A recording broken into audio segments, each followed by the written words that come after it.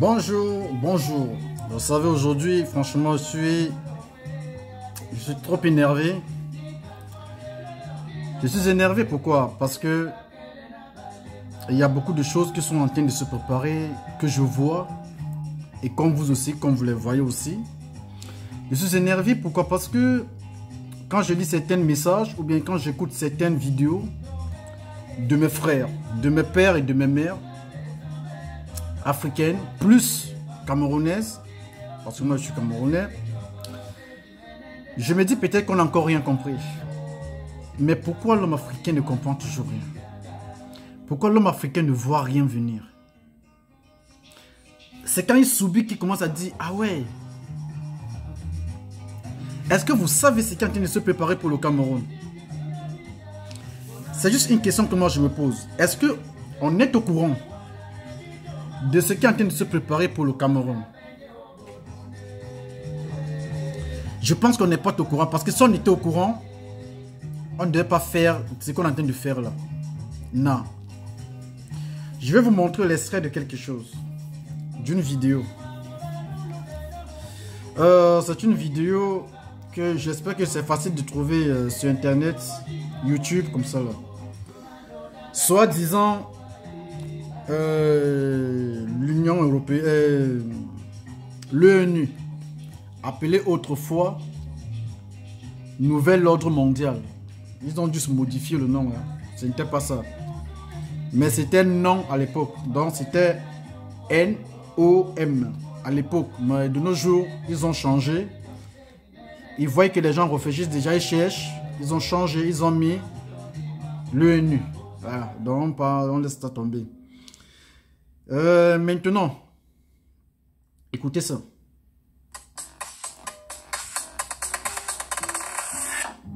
Afrique Actu. L'Afrique avec vous. Representative of France, Ambassador of La présidente, je tiens tout d'abord à remercier nos 4 briefeurs pour leurs exposés très utiles et éclairants. La France est très préoccupée par la dégradation de la situation humanitaire au Cameroun. La France est préoccupée. En particulier dans les régions du nord-ouest et du sud-ouest, mais aussi dans l'extrême nord du pays, en raison de l'action de Boko Haram, et dans l'est du pays, en raison de l'impact de la crise centrafricaine. Je ne reviendrai pas ici sur les chiffres qui viennent de nous être exposés, ils parlent d'eux-mêmes, mais je souhaiterais mettre en avant 3 axes d'action sur lesquels nous devons collectivement concentrer nos efforts. Le premier axe est la protection des civils, y compris des personnels humanitaires et médicaux, qui doit être une priorité absolue pour tous. Les attaques contre les civils, qui sont les attaques contre les civils, mon Dieu. La forte hausse des attaques contre les personnels humanitaires et médicaux, ainsi que les infrastructures de santé et les écoles, sont très préoccupantes. Il est impératif que les civils soient protégés des violences et que le droit international humanitaire et les droits de l'homme soient respectés.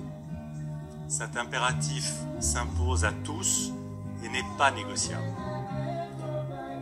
Il est par ailleurs essentiel que des enquêtes impartiales soient menées pour faire la lumière sur les violations et que les responsables rendent des comptes devant la justice, quelle que soit leur affiliation. Le deuxième axe, Madame la Présidente, est la garantie des accès humanitaires sur l'ensemble du territoire. Plus d'une personne sur 6 au Cameroun a besoin d'une aide humanitaire. Nous devons tout faire pour garantir un accès humanitaire immédiat, sûr, sans entrave et durable à l'ensemble des personnes dans le besoin, en particulier les femmes et les enfants, ainsi que les réfugiés et les déplacés internes qui sont dans une situation de grande vulnérabilité. Il est essentiel que les personnels humanitaires et médicaux puissent avoir accès à ces personnes afin de mener une évaluation appropriée des besoins et d'apporter à ces personnes une assistance humanitaire. Enfin, notre troisième axe d'action consiste à promouvoir la stabilisation des zones affectées du Cameroun afin de mettre un terme à cette crise humanitaire en appui des efforts des autorités camerounaises. Face aux facteurs divers qui contribuent à cette détresse humanitaire, les efforts de stabilisation doivent être à la fois concertés et complémentaires entre eux. C'est pourquoi nous appelons à poursuivre la lutte contre Boko Haram dans le bassin du lac Tchad. C'est pourquoi nous appelons par ailleurs à continuer à œuvrer collectivement pour une paix durable en République centrafricaine. C'est pourquoi nous encourageons enfin pleinement les autorités camerounaises à intensifier leurs efforts pour lancer un dialogue politique inclusif concernant les régions du Nord-Ouest et du Sud-Ouest. Je vais arrêter là. Quel est un jeune Camerounais africain qui va me dire qu'il n'a pas compris ce que ce monsieur est en train de faire? Quel est ce jeune, quel est ce monsieur ou femme camerounaise ou africaine va me dire qu'il ne voit pas l'enjeu politique, l'enjeu que les gens sont en train de mettre en place pour déstabiliser complètement le Cameroun? Premièrement, rappelez-vous de Bongaram. Souvenez-vous très bien les qui étaient derrière. Rappelez-vous. Vous allez me dire que Paul Biya a négligé le mouvement de ces gens, de ces petits de sud-ouest, donc c'était le nord-ouest. C'est pour ça que c'est enflammé. Non. Ils ont commencé par réclamer en disant qu'ils ne veulent plus des cours, ils ne veulent plus que les francophones enseignent ici. Parce qu'on n'enseigne que le français, que l'anglais. Mais la question que je me pose, à commencer à partir sur le niveau des langues. Est-ce que le Cameroun est français ou alors anglaise? Non, le Cameroun est Cameroun. On a nos propres langues. Bref, je vais passer dessus, c'est pas très important ça. Le plus important, c'est l'enjeu politique en train de venir. Quand je lis des messages entre nous les jeunes sur internet, j'ai vu un jeune dire là que le 18, ça serait une journée spéciale, une journée historique au Cameroun. Je rigole. Ce qu'on est en train d'oublier, c'est qu'on n'a qu'un seul pays. Et notre pays, c'est le Cameroun. Je vais vous poser la question. Vous avez vu la Libye aujourd'hui? Est-ce que vous voyez la Libye aujourd'hui? À quoi ressemble la Libye? Vous avez vu ce qui s'est passé en Côte d'Ivoire? Aujourd'hui, c'est Ouattara qui est là. Pourquoi Babo n'y est pas? Parce que Babo a voulu fermer la porte aux Français. Je vais dire à l'Occident. Babo a voulu que rien de brut ne quitte plus la Côte d'Ivoire. Que tout doit être fait en Côte d'Ivoire et vendu dans le prix normal. On lui a dit non. Allah. Mais j'ai vu les Ivoiriens se lever. Fouetter Babo. Au compte des Occidentaux. Des Occidents, je vais dire. Fouetter même sa femme devant des caméras. C'est incroyable. Mais nous les Africains, qu'est-ce que nous ne comprenons pas? On n'a pas compris quoi? Nos parents ont été bernés pendant des années.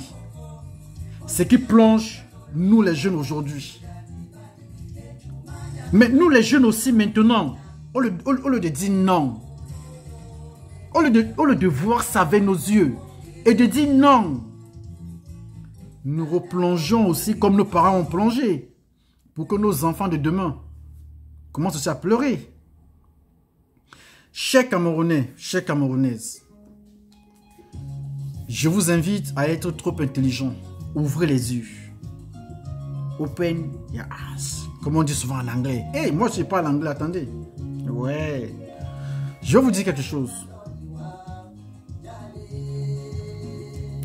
Si le Cameroun est en guerre aujourd'hui, ça sera à cause de nous les Camerounais. Pourquoi? Parce qu'on a ouvert les oreilles à écouter les discours, à dormir debout de ces gens. Ce monsieur dit que les civils meurent au Cameroun. Il veut faire croire au monde entier que comme vous voyez là, Paul Biya est en train de tuer les civils au Cameroun. Comme vous voyez là, les Camerounais ne sortent même plus de leur maison. Comme vous voyez là, il y a les bombes qui tombent au Cameroun. Alors, en quelque part, il a été dit, mais Camerounais, portez des armes.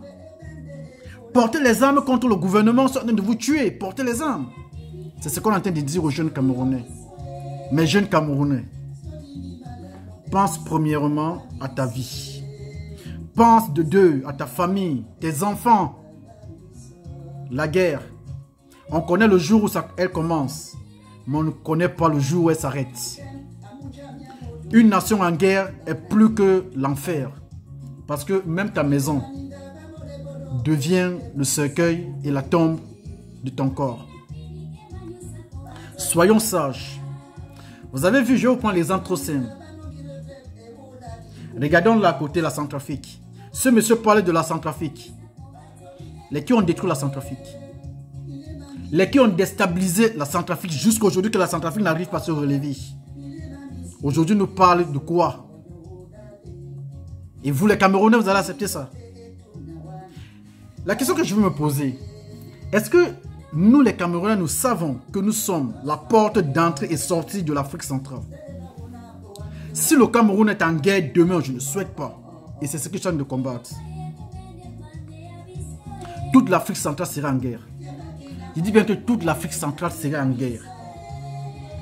Le Cameroun que vous voyez là, la puissance que le Cameroun a sur l'Afrique centrale, vous ne réalisez même pas ça. C'est qu'on a... La France a tout perdu au Cameroun. Vous avez vu dernièrement même... Comment l'autre là? Je ne sais pas comment, j'ai oublié même son nom, je pense tellement qu'il m'énerve. Vous voyez à quel point ils sont en train de combattre, de revenir. La France veut revenir au Cameroun. Mais de quelle manière ils veulent revenir? Ils veulent revenir avec le sang dans la main. Ben oui. Pardon. Hollande a été au Cameroun pour négocier les contrats. Là où on lui a refusé les contrats, là où Paul Biya lui a dit là, mon gars, les 50 ans qui sont passés à exploiter, vous avez déjà fait ça, c'est fini. Je ne veux plus rien renouveler avec vous. C'est fini. Il y a un journaliste français qui avait posé la question à Paul Biya ici en France. À l'époque, quand Paul Biya venait en France, parce que de nos jours, je vais vous dire, Paul Biya ne vient plus en France. Ça fait très longtemps qu'il ne vient plus.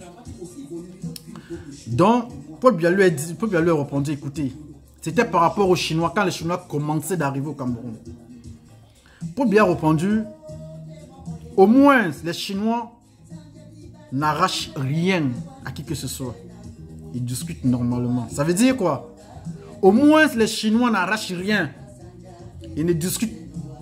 Et au fait, moi-même je ne suis pas fier des Chinois. Les Chinois, moi je déteste les Chinois. Pourquoi? Parce que il n'y a pas un raciste qu'un Chinois. Allez en Chine. Moi, je suis celui qui sort, qui voyage un peu partout, quoi. J'ai vu mes confrères africains. J'ai eu des larmes aux yeux quand je suis arrivé en Chine. Quand je suis arrivé en Chine, j'ai vu les Africains, comment les Africains vivent en Chine. Ça fait pitié. Un Africain n'a pas droit à la parole en Chine. Bon, bref, je mets ça de côté. Ça, ce qui me préoccupe, c'est nous, la jeunesse.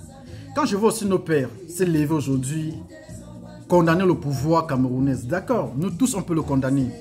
Mais une question, mes chers frères, mes chères sœurs, dans quel pays ici au monde, un président a déjà fait 100% ce que le peuple réclame? Même ces Français qui nous parlent des droits de l'homme. Apparemment, ce monsieur est en train de nous dire qu'au Cameroun, on tue les gens qui viennent avec l'aide humanitaire. Apparemment, nous fait comprendre qu'au Cameroun, les Camerounais ne sortent même pas d'abord de leur maison, qu'ils ne sortent plus de leur maison, qu'il y a les bombes qui tombent. Boum, boum, boum, boum, tous les jours. Ben oui, qu'il y a les militaires qui se lèvent pour tuer les gens comme ça à la rue. Donc, et ils veulent prendre les gens par côté sentimental et parler des enfants. Il faut protéger les enfants et les femmes. C'est ça, on veut nous prendre ce côté sentimental. On nous parle des femmes et des enfants protégés. Est-ce que les enfants sont en danger au Cameroun? Est-ce que les femmes sont en danger au Cameroun? Je ne suis non plus fier à 100% du pouvoir de Paul Biya. Non, ça fait 37 ans. Moi, mais je n'ai même pas 37 ans là où je suis. Donc, veut dire je l'ai trouvé au pouvoir. Mais, la question que je me pose, est-ce qu'il faut seulement regarder ce que Paul Biya ne fait pas? On peut aussi regarder ce que Paul Biya fait quelque part. Oui, on peut bien dire Paul Biya ne fait pas ça. On voit ce que Paul Biya ne fait pas. Mais on ne voit pas ce que Paul Biya fait. C'est qu'il a que moi je condamne plus la guerre. Mes chers Africains, ce n'est pas la guerre qui résout un problème. Non, le dialogue, même dans un couple, ce n'est pas en bagarrant tous les jours, en se querellant tous les jours que vous allez trouver. Non, non, non. C'est en dialoguant avec votre femme, votre mari, que vous trouvez des solutions. Même avec votre enfant. Ce n'est pas en donnant des coups de fouet tous les jours, en criant dessus tous les jours que l'enfant va comprendre. Mais c'est mieux dialoguer avec votre enfant. Il va mieux comprendre les choses. C'est que parfois il faut donner une petite fessée. Mais attention, ça détruit aussi. Alors, quand j'écoute les discours de mes confrères, qui se lèvent pour dire oh, il y a la guerre. Oh, le Cameroun. Oh, ceci. Mais est-ce que vous avez réfléchi une minute? Est-ce que vous avez réfléchi une minute? Mais je vous rappelle que la guerre dans un pays, dans une nation, c'est facile dans la vie. Hein. Dans la vie, c'est facile de détruire une nation. Mais il est difficile de construire une nation. La France n'a plus rien à gagner au Cameroun. Juste le pourquoi maintenant ils veulent revenir. Pourquoi? Parce qu'ils veulent leur part de gâteau. Le Cameroun, c'est un gâteau. Quand ils voient la Chine partir au Cameroun, quand ils voient la Russie encore plus, alors leur ennemi pire. Ennemi juré, la Russie. Quand la Russie veut s'implanter aussi au Cameroun, ça...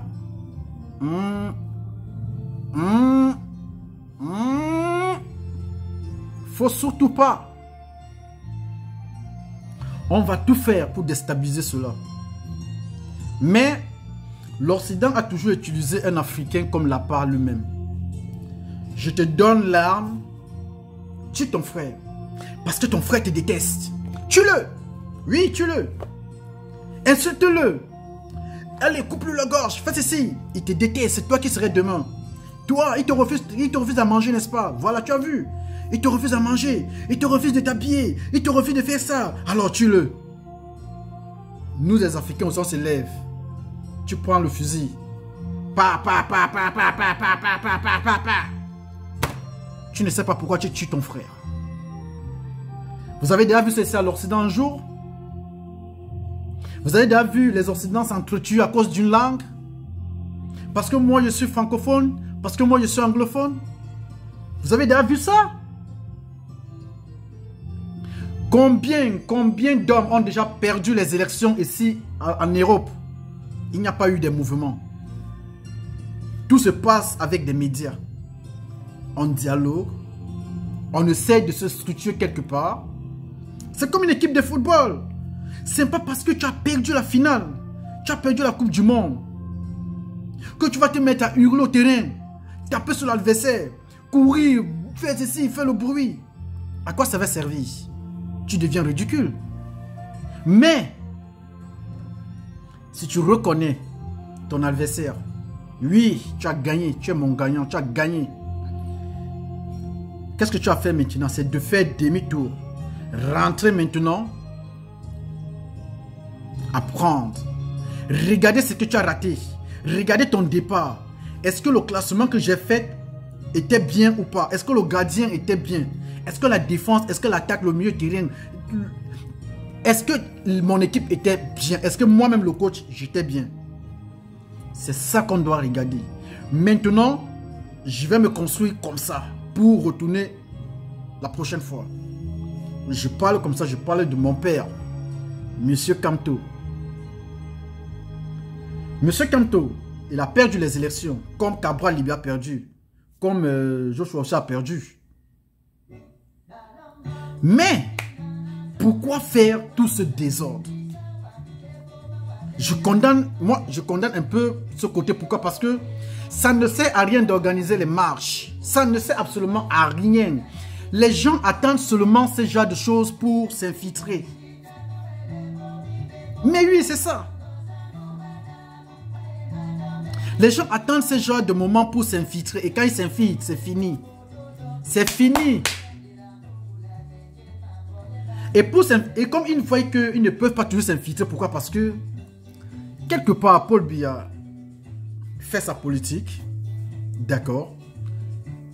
Ni moi, je ne suis pas d'accord avec la politique de Paul Biya. Mais je ne peux pas aller contre la politique de Paul Biya. Pourquoi? Parce que il y a le pour et le contre dedans. Attention. Le pour et le contre, c'est quoi? Est-ce que tout ce que Paul Biya fait est mauvais? Certes, le Cameroun n'est pas assez construit, mais on est quand même en train de se faire construire. On se construit un peu. On est plus mieux que les autres. On n'est pas seulement mauvais. Ben non. Ben oui. Même vous-même, même vous. On vous critique de quelque chose dans votre famille.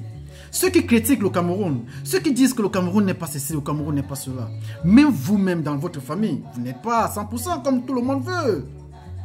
Ton oncle va mal parler de toi, ta tante parlera bien de toi. Ton neveu va mal parler de toi, mais ta nièce parlera bien de toi.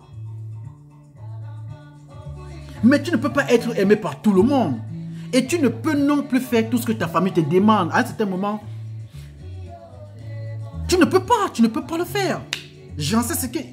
Si je vous parle de ça, j'en sais ce que c'est. Tout le monde a des familles, on connaît ce que c'est. Quand nous descendons en Afrique, en vacances, est-ce que tu satisfais toute la famille? Il y a ceux qui sont contre toi. Il y a ceux qui t'insultent. Il y a ceux qui sont fiers de toi. Il y a ceux qui ne jugent qu'à ton nom. Mais il y a ceux qui ont le poignet à côté pour te mettre ça sur la gorge. En disant que tu n'as rien fait pour eux dans la vie. Et pourtant, tu as quand même fait. Alors, chers Africains, réveillons-nous. Comprenons qu'on n'a qu'une seule nation dans la vie. Moi, je reste plus avec mes Camerounais.